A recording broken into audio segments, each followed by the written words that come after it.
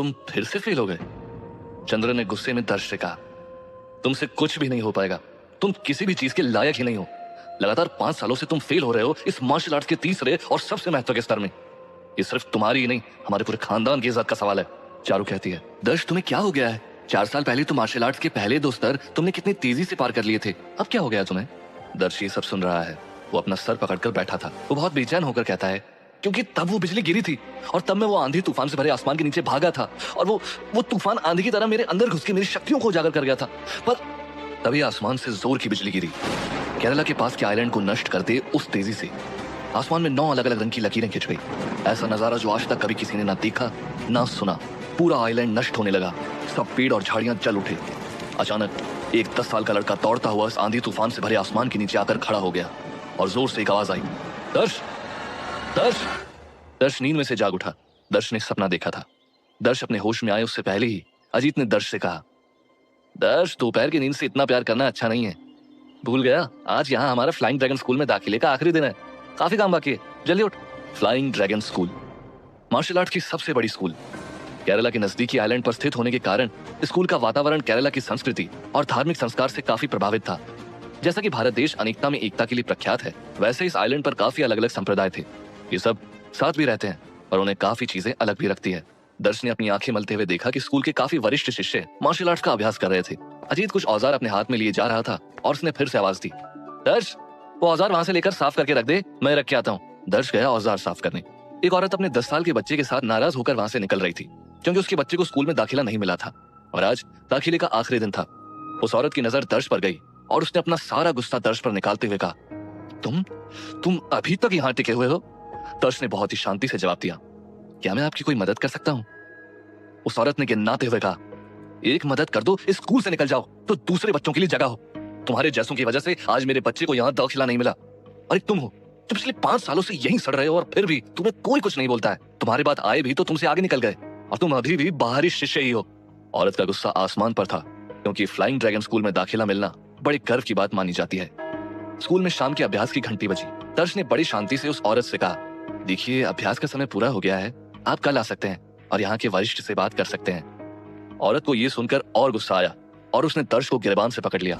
आसपास खड़े सब दंग रह गए। सब ये देख रहे थे पर कोई भी दर्श के बचाव में नहीं आया, क्योंकि स्कूल में जो मार्शल आर्ट्स का चौथा स्तर पार ना कर सके उसे बाहरी शिष्य गिना जाता है और उसे नीचा देखा जाता है। बाहरी शिष्य के पास काम भी वैसे ही करवाए जाते हैं, जैसे कि साफ सफाई और औजार ठीक से रखना। दर्श को वैसे कोई नहीं जानता था, पर हर साल चौथा स्तर पार करने की उसकी नाकामयाबी ने उसे वैसे स्कूल में अच्छा नाम दिया था और उसी नाम की वजह से उसके साथ इतने अच्छे व्यवहार नहीं होते थे। औरत ने फिर से दर्श से कहा, तुम जैसे यहाँ रह सकते हैं तो मेरा बेटा तो तुमसे काफी ज्यादा काबिल है। दर्श भले ही बाहरी शिष्य गिना जाता था, पर वो उतना ही शांत और उतना ही अपने इरादे का मजबूत था। दर्श ने अभी भी उतनी ही शांति से उस औरत से कहा, देखिए मैं आपसे अनुरोध करता हूँ कि आप मुझसे ऐसे बात ना करें। औरत का गुस्सा एकदम बढ़ गया और उसने दर्श को उसकी गिरबान से पकड़कर हिलाकर बोला, अब तुम मुझे सिखाओगे कि कैसे बात करनी है? तुम जो 5 साल में खुद कुछ नहीं सीख पाया वो मुझे सिखाएगा? औरत के ऐसे बर्ताव से सब दंग रह गए। कोई दर्श की मदद को ना आया। औरत का गुस्सा बढ़ गया था। सबको लगा कि दर्श गया काम से, पर अचानक एक आवाज आई। बस सबने मुड़ के देखा। सब दंग रह गए। वो आवाज चारू की थी। चारू स्कूल में वरिष्ठ थी, उसका वहां बहुत मान था। चारू कभी भी किसी भी शिष्य की कोई भी बात में बीच में नहीं बोलती थी, पर इस बार सब दंग थे क्योंकि चारू ने पहली बार बाहरी शिष्य के लिए अपनी आवाज उठाई थी। दर्श चारू को देखता ही रह गया। चारू ने उस औरत से कहा, तुम यहां से जा सकती हो। चारू को देख वो औरत भी शांत हो गई। चारू का प्रभाव ऐसा है कि उसके सामने कोई ज्यादा कुछ बोल नहीं सकता। चारू के कहने पर वो औरत अपने बच्चे को लेकर वहां से निकल गई। बाकी सब भी अपने कामों में लगने लगे। दर्श चारू के पास गया और उसने कहा, शुक्रिया बहन। चारू ने कहा, बड़ी बहन हो तुम्हारी, इतना तो कर ही सकती हूँ तुम्हारे लिए। दर्श ने कहा, बेशक, पर ऐसे सबके सामने एक बाहरी शिष्य के लिए आवाज उठाना ठीक नहीं है। चारू ने कहा, तो अब तुम मुझे समझाओगे कि मेरे लिए क्या ठीक है और क्या गलत है? दर्श ने मुस्कुराते हुए कहा, चारू तुम मेरी बहन हो, तुमने जो किया वो हमारे भाई बहन के रिश्ते के लिए ठीक है, पर यहाँ फ्लाइंग ड्रैगन स्कूल में क्या होता है वो मुझसे ज्यादा तुम जानती हो। मैं बाहरी शिष्य हूँ और इतने में एक आवाज आती है, और तुम हमेशा बाहरी शिष्य ही रहोगे। चारू और दर्श देखते हैं तो वहां चंद्रन है। चंद्रन, चारू और दर्श तीनों भाई बहन हैं। चंद्रन दर्श को हमेशा नीचा दिखाता है क्योंकि वो चौथा स्तर पार नहीं कर पाता। चारू, चंद्रन और दर्श केरला के प्रसिद्ध मलाबार परिवार से हैं। मलाबार परिवार से आज तक काफी होनहार और काफी तेज शिष्य फ्लाइंग ड्रैगन स्कूल से निकले हैं। मलाबार परिवार की इज्जत और शान को ये बात 4 चांद लगाती है, पर दर्श एक ही है जो इसमें नाकामयाब है। और इसकी वजह से उसे पूरे परिवार से धिक्कार मिलती है। दर्श के साथ सिर्फ उसकी बड़ी बहन चारू और उसके पिता हर मुश्किल में खड़े रहते हैं, पर बार बार नाकामयाबी की वजह से दर्श के पिता का भी दर्श के ऊपर से विश्वास हिल गया था। चारू एक ही है जो हमेशा हर हाल में दर्श के साथ खड़ी रहती है। चंद्रन ने आगे बढ़ते हुए कहा, क्यों, आज तो चारू ने बचा लिया, लेकिन कब तक ये अपमान सहते रहोगी और कब तक हमें भी उस अपमान को अपने सर पर लेना होगा? दर्श ने कहा, भैया आप क्यों अपमानित होंगे? चंद्रन ने कहा, बदनसीबी से तुम हमारे परिवार के जो हो, वैसे तुम्हें मलबार परिवार का कहलाने का कोई हक नहीं है। चारू ने चंद्रन को गुस्से से कहा, क्यों नहीं? दर्श को पता था कि चंद्रन बात कहां ले जा रहा था। चारू ने अपनी बात रखते हुए कहा, दर्श चौथा स्तर पार नहीं कर पा रहा, सिर्फ इसी कारण वो परिवार से बाहर तो नहीं हो जाता। चंद्रन ने कहा, यह मार्शल आर्ट्स की कला में पहला आना यह हमारे परिवार की एक परंपरा बन गई है और दर्श इसमें नाकामयाब है, और उसमें कोई शक नहीं है, क्योंकि परिवार की परंपरा परिवार के लोग निभाते हैं। दर्श तो यहां भी बाहरी शिष्य है और परिवार में भी बाहरी है। चारू ने चंद्रन से कहा, चंद्रन बस। चंद्रन ने कहा, चारू जानता हूं कि तुम्हें दर्श के प्रति बहुत प्रेम है, पर यह मत भूलो कि दर्श को पापा ने गोद लिया था, वो हमारे खानदान का खून नहीं है। दर्श ये सब एक हल्की सी मुस्कान के साथ सुन रहा था।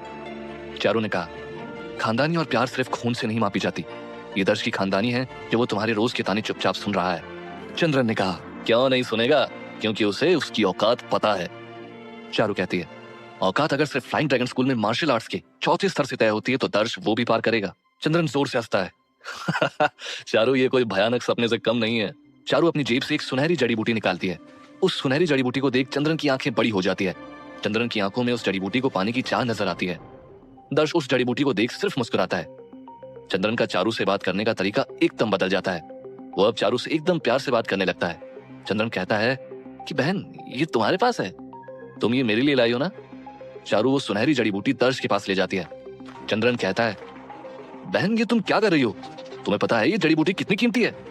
चारू कहती है, हाँ, पूरे साल में एक ही बार ये जड़ी बूटी खिलती है और हम उसे एक ही बार में निकाल सकते हैं, और ये हमारी अंदरूनी शक्ति से भी मिला सकती है। चंद्रन कहता है कि ये जानते हुए भी तुम ये दर्श को देने जा रही हो, जो इतने सालों में कुछ नहीं कर पाया, वो अब क्या करेगा? तुम ये मुझे दे दो। वैसे भी ये जड़ी बूटी को खिलाने के बाद उसको उपयोग में लेने का हक सिर्फ हमारे परिवार को है, और दर्श से ज्यादा हक मेरा बनता है। चारू ने चंद्रन की बातों को अनसुना कर दिया। चारू दर्श को जड़ी बूटी देने जाती है तो चंद्रन दर्श के ऊपर अपनी कला का एक दाव करता है, और अचानक से ऐसा दाव के सामने दर्श टिक नहीं पाता और गिर जाता है। और चंद्रन फिर से उस जड़ी बूटी को हासिल करने के लिए अपनी काबिलियत दिखाता है, पर चारू दर्श को अपने एक हाथ से उठा लेती है और चंद्रन को दर्श से दूर रहने को कहती है। और फिर चारू